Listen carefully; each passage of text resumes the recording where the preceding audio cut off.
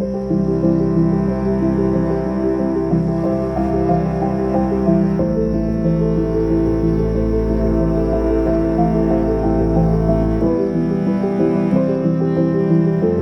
have a Chinese mulberry tree here that is about 175 years old. People are always curious about this tree. My understanding is that, at least the story that I've been told, is that it was brought here by a sea captain from China as a gift to his girlfriend who was living here in the house.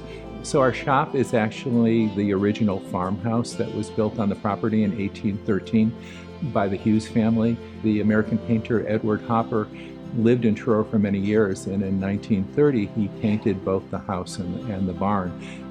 The paintings are entitled Rich's House and Rich's Barn, and Rich's House was in David Rockefeller's private collection for many years. It's a very well-known painting, and it's a beautiful place to start a tour. This property started as a dairy farm and has actually been in agriculture for most of the last 200 years, so we're just really following in that tradition. People are often surprised when they find that we're growing wine grapes here on Cape Cod, but actually we have some great conditions for growing grapes.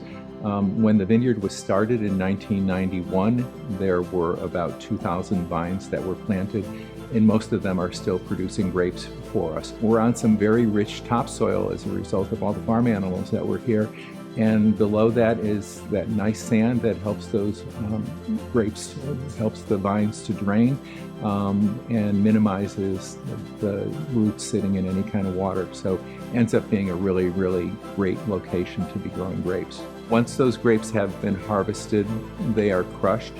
Our red wine grapes go into open vats for fermentation. There's yeast added. Our workers are pushing down those grapes to ensure that fermentation is taking place equally within that vat. Essentially what's happening is that the yeast is consuming the sugar in the grapes, and a byproduct of that is alcohol and carbon dioxide.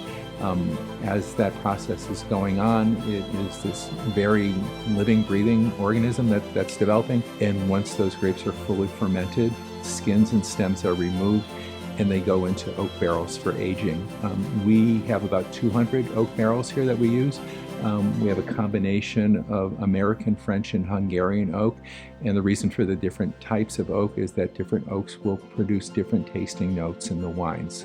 Once those wines have sufficiently aged, and that's determined by our winemaker, we start a bottling process. So we have a bottling machine and a labeling machine. Bottles come off the line very quickly. Once they go through the labeling machine, there's somebody catching them there, putting them in cases, and that wine is ready to drink at that point. So we have the Holo Bar on site, which is our on-site bar. That's where we've got wine by the glass, cocktails featuring our distilled spirits. So we do rum and gin, Amaro. It's where all of our wine tastings come out of. So that's kind of the central hub on the property is the Holo Bar. We have a food truck on site. It's called the Crush Pad.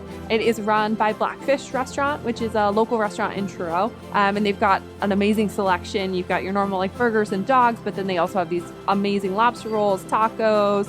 In the winter, we do a lot of chili and soup options. In 2013, we started distilling spirits as well. It was a nice addition to our products. And we started with spiced rum. That was the first spirit that we made. We purchased a 250-gallon copper pot still from a company in Kentucky that is one of the last ones that is manufacturing them in the United States. It was manufactured there, and then they brought it up here and they put it together, and we started distilling. Head distiller is Dave Roberts Jr. If you've ever seen him work, it's truly a labor of love for him. He really enjoys it, and he's really been responsible for developing some incredible spirits here. The farmhouse that I mentioned earlier is now home to our retail shop. That's where we sell all of our products, our wines, our spirits.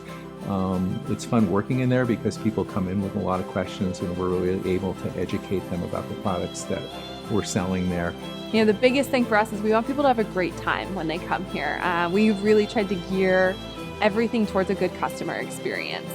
We want people to be able to come and just relax and enjoy and kind of just have that piece of vacation, whether it's in June or July or it's in December or November.